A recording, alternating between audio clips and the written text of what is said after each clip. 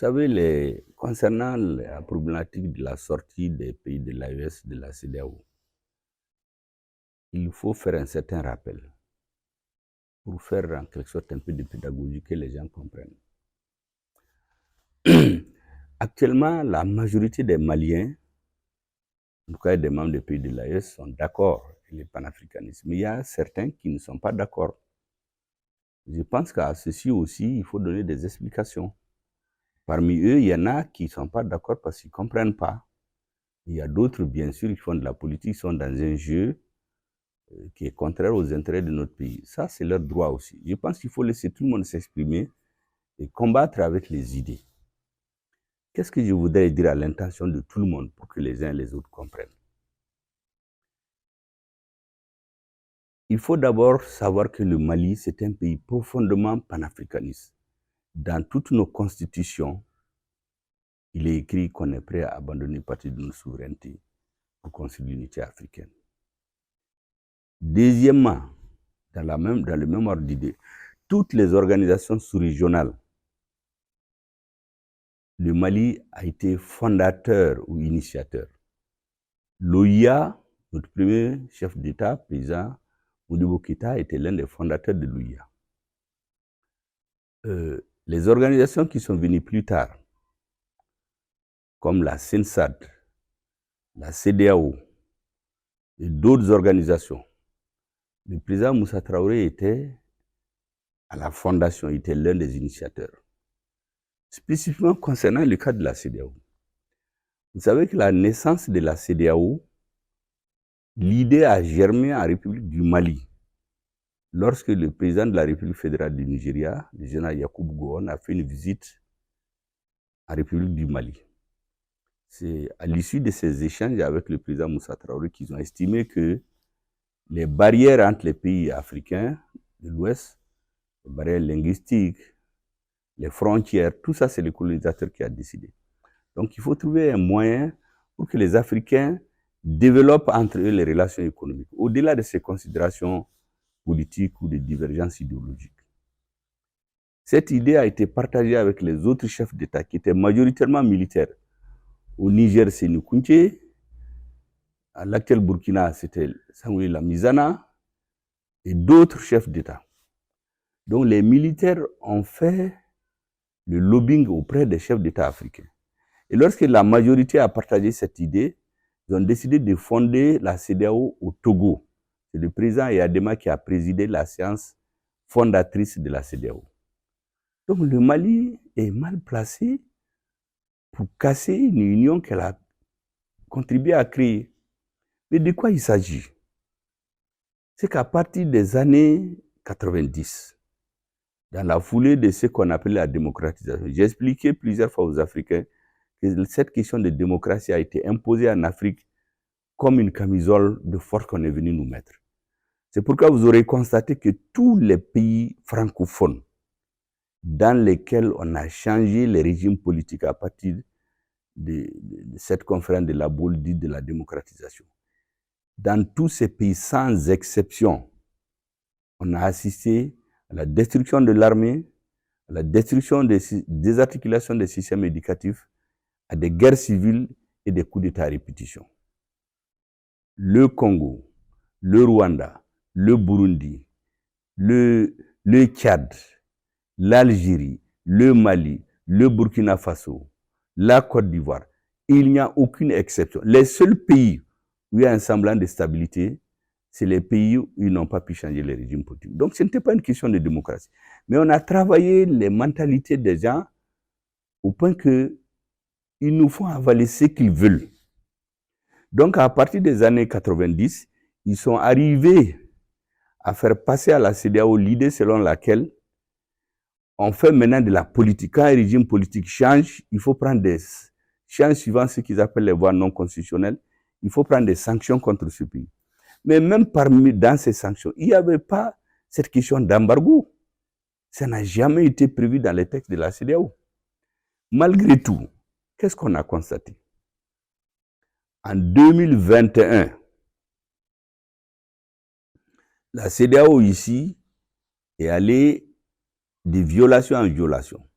D'abord, quand il y a eu le changement du régime le 18 août 2020 au Mali, est-ce que vous savez que ce n'est pas la conférence d'État, des chefs d'État de la CEDEAO qui peut sanctionner un pays, mais c'est le président de la commission, un fonctionnaire, qui décide de sanctionner un État souverain qui est le Mali, après le changement de régime du 18 août 2020.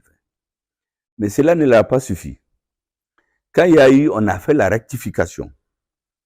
Quand la France a décidé de nous mettre à genoux, la CEDEAO a été mise en plein là-dedans pour jouer leur jeu. Le représentant de la CEDEAO ici a commencé à démarcher certains responsables politiques, la classe politique, pour les pousser à refuser tout accord avec le gouvernement de transition. Nous l'avons suivi. Lorsque nous avons eu tous les éléments, nous avons demandé à la CEDEAO de changer le représentant, parce qu'il est en train de se livrer à des activités incompatibles avec sa mission officielle. Ils ont fait traîner pendant 1 mois dans l'espoir de renverser le régime. Parce qu'ils faisaient croire aux hommes politiques qu'il ne faut pas qu'il y ait un accord, parce que si les Maliens s'entendent, la CEDEAO serait mal fondée pour prendre des sanctions. Lorsque nous avons vu leur mauvaise foi, nous l'avons renvoyé, on l'a déclaré personne non grata. Il y a des ambassadeurs qui se sont émis, qui sont même venus chez moi. Il y a un ambassadeur qui est venu faire l'avocat pour lui. Cet ambassadeur-là, je lui ai dit que ce représentant de la CEDEAO s'occupe des activités incompatibles avec sa mission officielle. Et il n'est pas seul. Je l'ai mis en garde, cet ambassadeur-là. Après, j'ai donné des consignes qu'il fallait au ministre qu'il faut pour le convoquer et le mettre en garde. Il a été renvoyé après, vous le savez tous. Parce qu'il a commencé avec son chef d'État à s'ingérer de façon flagrante dans nos affaires intérieures. Maintenant, pour revenir à la CEDEAO, c'est que chaque fois qu'il y avait des sommets de la CEDEAO, c'est le président français, c'est les médias français qui annoncent pratiquement les conclusions. Donc, quand les sanctions là devaient être prises, les sanctions illégales et illégitimes contre le peuple malien, elles ont été annoncées bien avant. Et quand elles se sont tenues, vous avez vu la sortie des Maliens le 14 janvier 2022, qui est appelée maintenant la journée nationale de la souveraineté retrouvée. Les Maliens ont dit non. Et qu'est-ce que nous avons constaté? La CEDEAO a commencé à violer ses propres règles. D'abord, quand ils ont pris l'embargo, comme c'est illégal et illégitime, ils se sont précipités pour manipuler et faire endosser ça à l'Union africaine. La France a intervenu pour faire adopter ça à l'Union européenne. Mais quand ils sont allés à l'ONU, par 2 fois, la Russie et la Chine ont posé leur veto parce que c'est illégal. Parce que les pays sans littoral comme le Mali, il n'y a aucun texte de la CEDEAO qui autorise cet embargo. D'abord, les textes de la CEDEAO, les règlements et les statuts de la Banque centrale interdisent cet embargo financier qu'ils ont fait contre notre pays. L'UEMOA, la même chose. D'ailleurs, nous avons pris des avocats à la Cour de justice de l'UEMOA. Le Mali a gagné son procès. Mais les chefs d'État ont refusé d'appliquer. Bon, vous voulez faire la loi dans un pays, vous violez vos propres lois. Deuxièmement, il y a ce qu'on appelle la Convention des Nations Unies sur les pays sans littoral, que le Mali a ratifiée en 1987, qui interdit formellement un embargo contre un pays sans littoral. Donc, de violation en violation, leur objectif, c'était rentrer dans un système de rapport de force pour renverser le gouvernement malien. Donc, nous avons compris que finalement, la CEDEAO a quitté sa vocation d'organisation économique et financière pour devenir une organisation politique manipulée par des présidents extra-africains. Nous avons fait les mises en garde nécessaires. Ils n'ont pas compris. Ils ont pris ces embargos contre le Mali. Ils sont allés jusqu'aux Nations Unies, tenir un sommet de la CEDEAO aux Nations Unies, violation sur violation. L'embargo du Mali n'ont pas pu avoir gain de cause. Le Burkina a tenu. Maintenant, le cas du Niger. C'est le cas du Niger qui est extraordinaire. Ils ont pris contre le Niger l'embargo le plus dur, illégal, illégitime, inhumain. Des enfants mouraient dans les hôpitaux, les gens mouraient de faim. Mais qu'est-ce qui a fait qu'on a sauté le pas? Parce que c'est très important que les Africains comprennent cela. Au Mali, le terrorisme a duré des années. Ils ont créé une force qu'ils appellent le G5 Sahel. Tout ça, c'était créé et manipulé par la France. La CEDEAO a demandé pendant 4 ans 400 millions de dollars pour faire fonctionner le G5 Sahel. Ils ont dit qu'il n'y a pas d'argent. Et voilà que brusquement, contre le Niger, la CEDEAO trouve 3 milliards de dollars mobilisés en quelque temps pour financer les activités de la force d'attente. Laquelle force d'attente dormait depuis 2012. Parce que cette force d'attente-là, elle était créée en avril 2012, à l'investiture du président du Sénégal, en avril 2012. Et depuis, elle est en train d'attendre, elle dormait. Elle a décidé de se réveiller en 2023 contre le Niger. Les activités ont continué, les démarches, nous avons téléphoné, on a fait toutes sortes d'interventions. Mais la réalité, c'est qu'au niveau de la CEDEAO, les chefs d'État de la CEDEAO se sont transformés en commis auxquels le président français donnait des instructions. Est-ce que vous pouvez imaginer qu'au sein de la CEDEAO, même une partie des cotisations, c'est l'Union européenne qui les paye. Dans les bureaux de la CEDEAO, il y a des bureaux pour des officiers qui reprennent l'Union européenne. Même les officiers qui reprennent les pays de la CEDEAO au sein de leurs bureaux là-bas. Nous savons que c'était de l'espionnage que l'Union européenne faisait. Quand ils font les sommets, quand vous regardez les sommets de la CEDEAO, c'est des fonctionnaires et des ministres des pays étrangers qui assistent aux réunions. On se demande si c'est pour le Mali, si c'est pour l'Afrique ou bien c'est pour l'Union européenne et d'autres puissances. Donc la CEDEAO n'avait aucune indépendance de décision. Donc les objectifs des pères fondateurs ont été totalement mis au second plan pour faire de la politique politicienne. Cela ne leur a pas suffi. Ils ont trouvé les 3 milliards pour mobiliser une force militaire et agresser le Niger, renverser le régime pour mettre à la tête de ce pays les gens qu'ils voulaient. Mais lorsque le 27 janvier, parce que ça c'est important que les gens comprennent, nous avons eu les preuves qui se sont organisées pour faire une agression militaire contre le Niger et renverser le régime.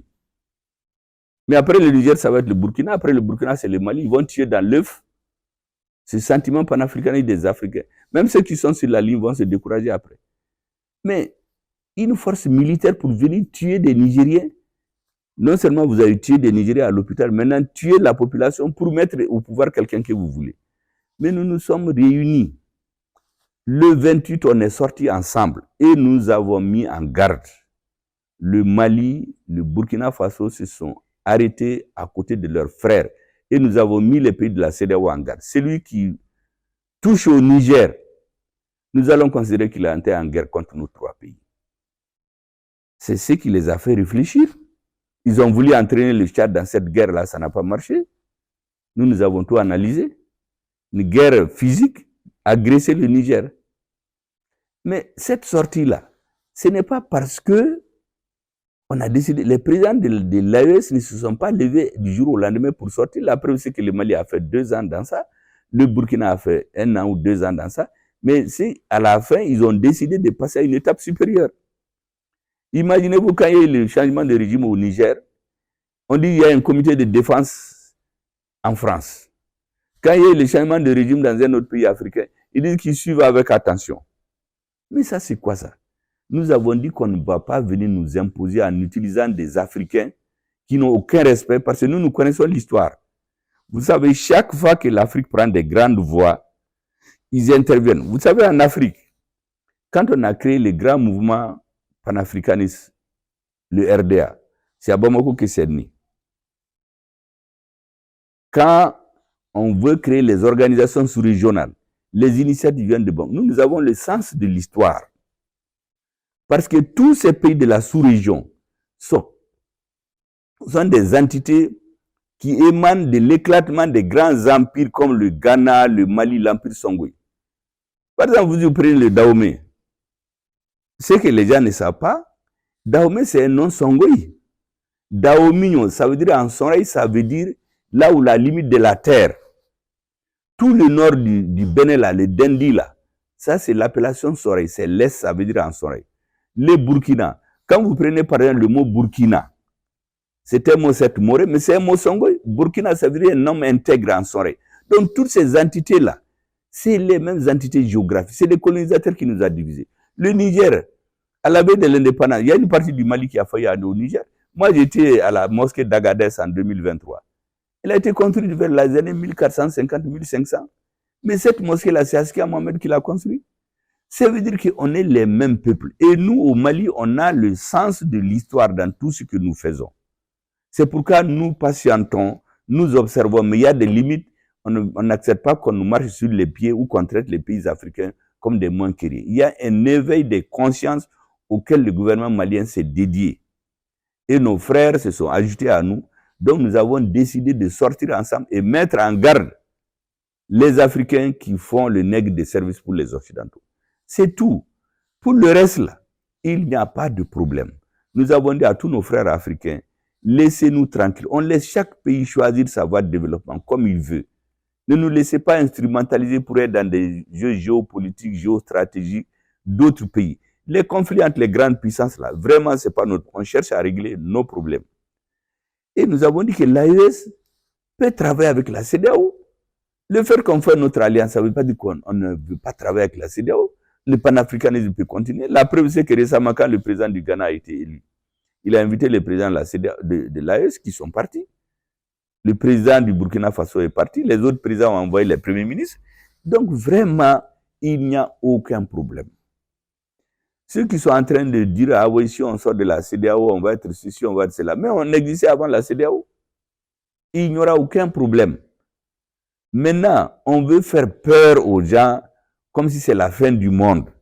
Il y aura des difficultés, mais c'est dans les difficultés qu'une nation se forge. Les facilités. Nous faire peur à cause des difficultés là, c'est une façon de nous introduire dans l'esclavage mental et intellectuel. Nous n'allons pas l'accepter. Donc, coopération, vive la coopération entre l'AES et les pays de la CEDEAO, mais non à une désintégration de l'AES pour aller intégrer une organisation soumise aux instructions et aux injonctions des pays étrangers. Comme je vous l'ai dit, la CEDEAO n'était plus dans son rôle. Et même ils le reconnaissent maintenant, mais c'est trop tard. Nous, on ne peut plus venir nous battre tout le temps parce que là-bas, il faut un consensus. Ils vont toujours démarcher les gens, ils vont venir en réunion, mettre en minorité, imposer leur volonté. On n'est pas dans ça. Qu'on nous laisse en paix, on va travailler comme des amis. Chacun travaille dans son pays. Le terrorisme était au Mali.